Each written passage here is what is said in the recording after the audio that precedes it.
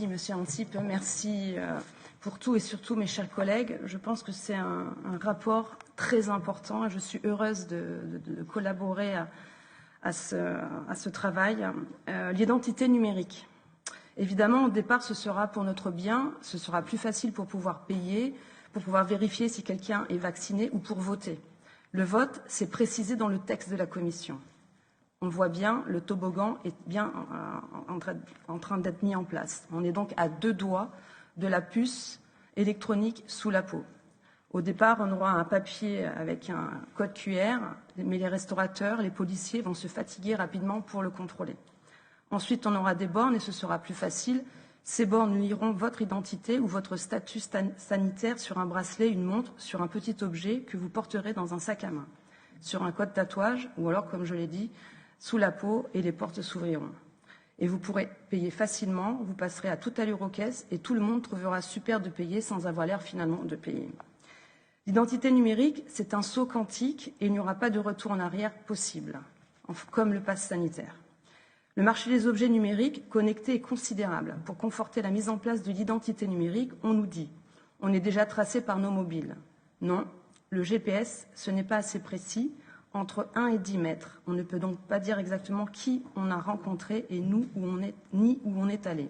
Et surtout, le portable, on peut le laisser à la maison ou sinon l'éteindre. Avec l'identité numérique, la 5G et les objets connectés, nos conversations, notre santé, nos ordonnances, comme vous l'avez dit, nos pensées, notre intimité, notre espérance de vie, tout ça sera exposé, exposable, vendable, revendable. Et là, je parle en tant qu'ancienne, comme dans mon ancienne vie où j'étais dans une compagnie d'assurance. Leur rêve, c'était de savoir l'espérance de vie des gens pour leur offrir une garantie adéquate. Donc, ce qui veut dire exclure des maladies. C'est une crainte qu'il faut prendre en considération. D'ailleurs, la Commission utilise le mot de portefeuille d'identité numérique. Est-ce la fin de nos libertés? Ça sera vraiment un élément à prendre en compte pour ce règlement. Va-t-on vers un capitalisme de contrôle? C'est aussi notre question. Ce lundi, une commissaire de Bruxelles a interdit à tous les fonctionnaires d'utiliser dans tous ses discours et publications le mot « mesdames et messieurs » pour ne pas exclure ni rendre les personnes intersexes invisibles.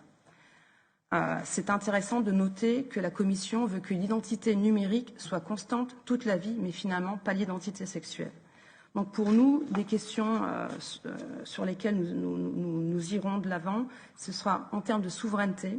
Quels sont les acteurs européens qui ont aujourd'hui la capacité de fournir ce type d'identité pour éviter que nos datas se baladent à l'autre bout du monde et, comme je l'ai dit, soient repris par des entreprises privées pour exclure certaines garanties et discriminer certaines personnes, et aussi concernant les failles de ce système d'identification. Je note que la Commission prévoit dans sa page 60 que les mesures de prévention des fraudes existantes applicables à la Commission couvriront les crédits supplémentaires nécessaires.